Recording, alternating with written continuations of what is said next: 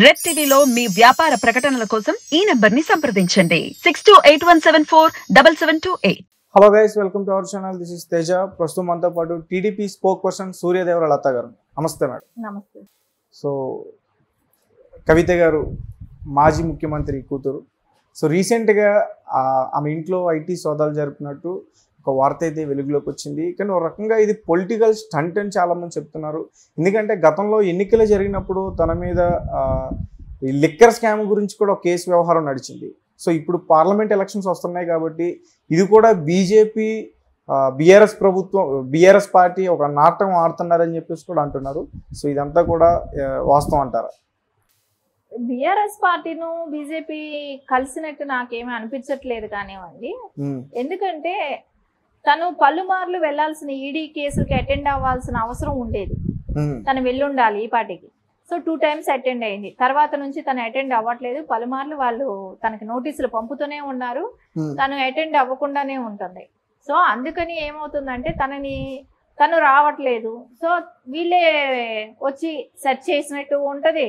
తన దగ్గర అక్కడే డీటెయిల్స్ తీసుకున్నట్టు వాళ్ళ విచారణ కూడా అవుతున్నట్టు ఉంటది అనేది కూడా రావచ్చు కదా. సో ఎలక్షన్ బిఫోర్ వచ్చారనేది ఒక విధంగా అనుకోవచ్చు కదా. మేము ఈడీలో ఇది ఉన్నా కూడా కవితను మేము ఈ టైంలో కూడా వదలలేదని బీజేపీ కూడా అనొచ్చు కదా. ఇప్పుడు ఆ అవకాశం కూడా ఉంది కదా. మేమేమి కుమ్మక్కవ్వలేదు, మేమేమి వదిలిపెట్టలేదు, మేము ఇప్పుడు కూడా మేము ఈడీ కేసులు కానీ అది కానీ నార్మల్ ప్రాసెస్ గా నడిచిపోతున్నాయి అని చెప్పుకోవచ్చు కదా. సో ఎటొచ్చి తన నిరూపించుకోవాల్సిన టైం, కవిత గారు నిరూపించుకోవాల్సిన టైం ఇది. ఎందుకంటే పలుమార్లు పిలిచినప్పుడు కూడా నువ్వు వెళ్ళలేదు, తను అటెండ్ అవడానికి ఇష్టపడలేదు. ఒకటే చెప్పేది, మాకు అధిష్టానం ఆదేశించింది, పార్టీ పనుల్లో బిజీగా ఉన్నాను, ఆ వర్క్స్ మూలాన నేను రాలేకుండా పోతున్నాను. ఇది ఇది. సో అంతకుముందు అంతా ఏదో హెల్త్ ప్రాబ్లం చెప్పింది, 2-3 రోజులు టైం ఇచ్చారు, మళ్ళీ సెకండ్ అటెంప్ట్ అయ్యింది. సో ఇప్పుడేమో మళ్ళీ పిలిచినప్పుడు తన ఒపీనియన్ ఏంటంటే ఇది చెప్పింది. సో తనకు అధిష్టానం ఆర్డర్ చేసింది, తను ఏదో పని చేయాలంట. అధిష్టానం అంటే ఎవరు? తండ్రి. పార్టీ ఏంటి? బిఆర్ఎస్ పార్టీ ఇంపార్టెంటా? నువ్వు ఇవ్వాల్సిన స్టేట్మెంట్ ఇంపార్టెంటా? నువ్వు నిర్ధారణ అంటూ చేసుకోవాలి కదా. రేపు పొద్దున ఎలక్షన్స్ వస్తున్నాయి, ప్రజల్లోకి వెళ్ళాలి. నీ మీద ఈడీ కేసులు ఇన్ని పెట్టుకొని ఎలా వెళ్ళి ప్రజల్లోకి వెళ్ళి ఓటు అడగగలుగుతావు? నువ్వు ప్రూవ్ చేసుకోవాల్సిన టైం ఇది. సో నేను నిర్దోషిని అని నువ్వు ప్రూవ్ చేసుకోవాల్సిన టైంలో ప్రతిసారి ఏదో ఒకటి చెప్పి అధిష్టానం ఆర్డర్ ఇవ్వలేదు, అధిష్టానం నాకు బాధ్యతలు అప్పచెప్పిందంటే ఏం అధిష్టానం అమ్మా? నీకు రాజకీయం ఇంపార్టెంట్. నువ్వు కేసులో ఇరుక్కున్నావు, దానిలో అక్కడ వెళ్ళి క్లారిఫై చెయ్యి. ఏం జరిగింది ఏంటి, ఏం చేసావు అనేది చెప్పు. రేపు పొద్దున అది నువ్వు అక్కడ ఇచ్చే స్టేట్మెంట్ రేపు పొద్దున ప్రజలకు అందరికీ తెలుస్తుంది కదా. రేపు బయట వస్తే అన్ని తెలుస్తాయి కదా. ఒకవేళ నువ్వు అట్లా చేయలేదు అంటే నువ్వు భయపడుతున్నట్టే కదా. నువ్వు భయపడుతున్నావు కాబట్టి నువ్వు ఈరోజు అటెండ్ అవ్వలేకపోతున్నావు. ఈరోజు సోదాల వరకు వచ్చింది. వాళ్ళ ఆయన చేసే కంపెనీల కాడ నుంచి వాళ్ళకున్న ఫ్యాక్టరీల దగ్గర మొత్తం సోదాలు జరుగుతున్నాయి. 4 టీములుగా డివైడ్ అయ్యారు, 10 మంది వచ్చారు. సో ఇప్పుడు మొత్తం సోదాలు నడుస్తున్నాయి. సో ఎప్పటికైనా అవి బయట రావాల్సిందే కదా. నువ్వు అటెండ్ అయ్యి ఉంటే ఈ బాధ ఉండేది కాదు కదా. నువ్వు ఇవ్వాల్సిన స్టేట్మెంట్ నువ్వు ఇవ్వలేదు కదా. సో ఇది మొత్తం కుటుంబం అందరికీ కలిసి చేసిన పనే కాబట్టి సో వాళ్ళు తప్పకుండా ఈడీకి సమాధానం చెప్పాల్సిన రెస్పాన్సిబిలిటీ అయితే కవిత గారి మీద ఉంటుంది. ఓకే, అంటే బీజేపీ పార్టీ ఆల్రెడీ టీడీపీతో అలయన్స్లో ఉంది ఈ వచ్చే ఎన్నికల్లో ఆంధ్రప్రదేశ్లో. సో మరి పార్లమెంట్ ఎలక్షన్స్లో ఇక్కడ బీఆర్ఎస్ అలాగే బీజేపీ వెళ్తుందని అనుకున్నారు. అది ఎంతవరకు వాస్తవం అనేది తెలియదు. ఒకవేళ వెళ్తే already BJP party TDP party అలయన్స్లో ఉన్నాయి కాబట్టి కేసీఆర్ గారికి అంత ప్రాధాన్యత ఇవ్వదు బీజేపీ పార్టీ అని కేసీఆర్ వెనక తగ్గారు కాబట్టి బీజేపీ పార్టీ కవిత గారికి ఉచ్చు బిగించింది అనొచ్చా? ఏదేమైనా కూడా తను నిర్ధారించుకోవాల్సిన టైం కూడా వచ్చింది. ఎందుకంటే పొత్తులు గిత్తులు అన్నా కూడా ఈ పార్టీకే అయిపోయి ఉండాలి. రేపెల్లుండిలో నోటిఫికేషన్ కూడా వచ్చేస్తుంది.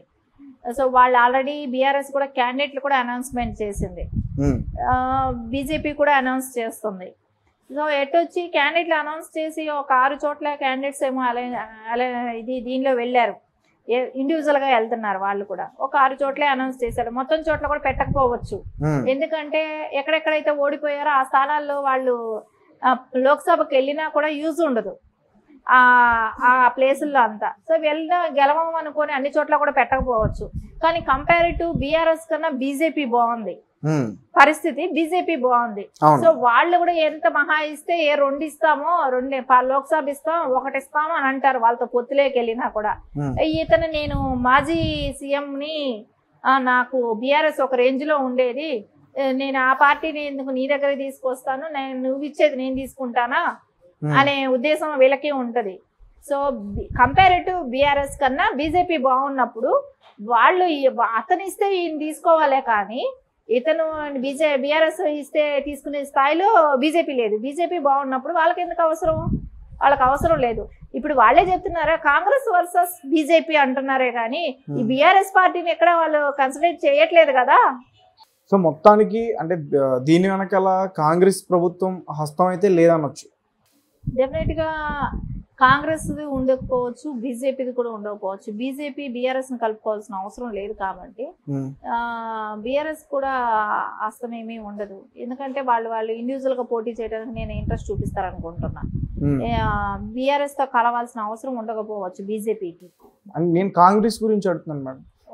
కాంగ్రెస్ గురించి అంటే కాంగ్రెస్ కి ఎందుకు సంబంధం ఉంది? బయటకు వచ్చేసిన నాయకులు, బీఆర్ఎస్ పార్టీ నుంచి బయటకు వచ్చేసిన నాయకులు అంటే వాళ్ళు వ్యక్తిగతంగా ఉంటాయి కదా, వాళ్ళు కూడా చేయించవచ్చు కదా. ఈడీ అనేది సెంట్రల్ గవర్నమెంట్.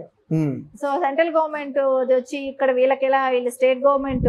సో వీళ్ళు ఏం చేయగలుగుతారు? వీళ్ళు ఏదైనా ఉంటే స్టేట్ లో విషయాలు చూడగలుగుతారే, కానీ సెంట్రల్ గవర్నమెంట్ విషయానికి వీళ్ళకి సంబంధం లేదు కదా. సో అందుకని కాంగ్రెస్ కి ఎలాంటి సంబంధము లేదు ఈ విషయంలో. ఓకే, అంటే ఆల్రెడీ సెంట్రల్ లో కూడా కాంగ్రెస్ అపోజిషన్ పార్టీ కాబట్టి అపోజిషన్ పార్టీ అవ్వచ్చు, కానీ ఎవరైనా మ్యానిపులేట్ చేశారు అని అంటే అధికార పార్టీని మ్యానిపులేట్ చేయగలుగుతుంది అనుకుంటారే, కానీ కాంగ్రెస్ చేస్తుందని ఎట్లా అనుకుంటాం? అక్కడ బీజేపీ సెంట్రల్ లో ఉంది కాబట్టి చేస్తే బీజేపీ చేయించిందా అని అనొచ్చు, ఎందుకంటే వాళ్ళు గవర్నమెంట్ ఉన్నారని. కాంగ్రెస్ ఎట్లా చేయిస్తుంది? కాంగ్రెస్ అపోజిషన్ లో ఉన్నా మాత్రం వాళ్ళ ఇది ఎట్లా అవుతుంది? వాళ్ళు చేయించడానికి ఆస్కారమే లేదు. ఓకే, అంటే బీజేపీ పార్టీ ఆల్రెడీ టీడీపీతో అలయన్స్లో ఉంది ఈ వచ్చే ఎన్నికల్లో ఆంధ్రప్రదేశ్లో. సో మరి పార్లమెంట్ ఎలక్షన్స్లో ఇక్కడ బీఆర్ఎస్ అలాగే బీజేపీ వెళ్తుందని అనుకున్నారు. అది ఎంతవరకు వాస్తవం అనేది తెలియదు. ఒకవేళ వెళ్తే already BJP party TDP party అలయన్స్లో ఉన్నాయి కాబట్టి కేసీఆర్ గారికి అంత ప్రాధాన్యత ఇవ్వదు బీజేపీ పార్టీ అని కేసీఆర్ వెనక్కి తగ్గారు కాబట్టి బీజేపీ పార్టీ కవిత గారికి ఉచ్చు బిగించింది అనొచ్చా? ఏదేమైనా కూడా తను నిర్ధారించుకోవాల్సిన టైం కూడా వచ్చింది. ఎందుకంటే పొత్తులు గిత్తులు అన్నా కూడా ఈ పాటికే అయిపోయి ఉండాలి. రేపెల్లుండిలో నోటిఫికేషన్ కూడా వచ్చేస్తుంది. సో వాళ్ళు ఆల్రెడీ బీఆర్ఎస్ కూడా క్యాండిడేట్లు కూడా అనౌన్స్మెంట్ చేసింది, బీజేపీ కూడా అనౌన్స్ చేస్తుంది. సో ఎటొచ్చి క్యాండిడేట్లు అనౌన్స్ చేసి ఒక 6 చోట్ల క్యాండిడేట్స్ ఏమో దీనిలో వెళ్ళారు, ఇండివిజువల్ గా వెళ్తున్నారు. వాళ్ళు కూడా ఒక 6 చోట్లే అనౌన్స్ చేశారు, మొత్తం చోట్ల కూడా పెట్టకపోవచ్చు. ఎందుకంటే ఎక్కడెక్కడైతే ఓడిపోయారో ఆ స్థానాల్లో వాళ్ళు లోక్సభకి వెళ్ళినా కూడా యూజ్ ఉండదు ఆ ప్లేసుల్లో అంతా. సో గెలవం అనుకొని అన్ని చోట్ల కూడా పెట్టకపోవచ్చు, కానీ కంపారిటివ్ బీఆర్ఎస్ కన్నా బీజేపీ బాగుంది పరిస్థితి, బీజేపీ బాగుంది. సో వాళ్ళు కూడా ఎంత మహా ఇస్తే 2 ఇస్తామో, 2 లోక్సభ ఇస్తాం, 1 ఇస్తామో అని అంటారు వాళ్ళతో పొత్తులేకి వెళ్ళినా కూడా. ఇతను నేను మాజీ సీఎం ని, నాకు బీఆర్ఎస్ ఒక రేంజ్ లో ఉండేది, నేను ఆ పార్టీని ఎందుకు నీ దగ్గర తీసుకొస్తాను, నువ్వు ఇచ్చేది నేను తీసుకుంటానా అనే ఉద్దేశం వీళ్ళకి ఉంటది. సో కంపారిటివ్ బీఆర్ఎస్ కన్నా బీజేపీ బాగున్నప్పుడు వాళ్ళు అతను ఇస్తే ఈయన తీసుకోవాలే, కానీ ఇతను బీఆర్ఎస్ ఇస్తే తీసుకునే స్థాయిలో బీజేపీ లేదు. బీజేపీ బాగున్నప్పుడు వాళ్ళకి ఎందుకు అవసరం, వాళ్ళకి అవసరం లేదు. ఇప్పుడు వాళ్ళే చెప్తున్నారా కాంగ్రెస్ వర్సెస్ బీజేపీ అంటున్నారే, కానీ ఈ బీఆర్ఎస్ పార్టీని ఎక్కడ వాళ్ళు కన్సిడర్ చేయట్లేదు కదా. సో మొత్తానికి అంటే దీని వెనకాల కాంగ్రెస్ ప్రభుత్వం హస్తం అయితే లేదనొచ్చు. డెఫినెట్ గా కాంగ్రెస్ ఉండకపోవచ్చు, బీజేపీది కూడా ఉండకపోవచ్చు. బీజేపీ బీఆర్ఎస్ ని కలుపుకోవాల్సిన అవసరం లేదు కాబట్టి బీఆర్ఎస్ కూడా హస్తమేమీ ఉండదు, ఎందుకంటే వాళ్ళు ఇండివిజువల్ గా పోటీ చేయడానికి నేను ఇంట్రెస్ట్ చూపిస్తారనుకుంటున్నా. బీఆర్ఎస్ తో కలవాల్సిన అవసరం ఉండకపోవచ్చు బీజేపీకి. నేను కాంగ్రెస్ గురించి అడుగుతున్నాను మేడం. కాంగ్రెస్ గురించి అంటే కాంగ్రెస్ కి ఎందుకు సంబంధం ఉంది? బయటకు వచ్చేసిన నాయకులు, బీఆర్ఎస్ పార్టీ నుంచి బయటకు వచ్చేసిన నాయకులు అంటే వాళ్ళు వ్యక్తిగతంగా ఉంటాయి కదా, వాళ్ళు కూడా చేయించవచ్చు కదా. అది ఈడీ అనేది central government. So central government వచ్చి ఇక్కడ వీళ్ళు స్టేట్ గవర్నమెంట్. సో వీళ్ళు ఏం చేయగలుగుతారు? వీళ్ళు ఏదైనా ఉంటే స్టేట్ లో విషయాలు చూడగలుగుతారే కానీ సెంట్రల్ గవర్నమెంట్ విషయానికి వీళ్ళకి సంబంధం లేదు కదా. సో అందుకని కాంగ్రెస్కి ఎలాంటి సంబంధము లేదు ఈ విషయం.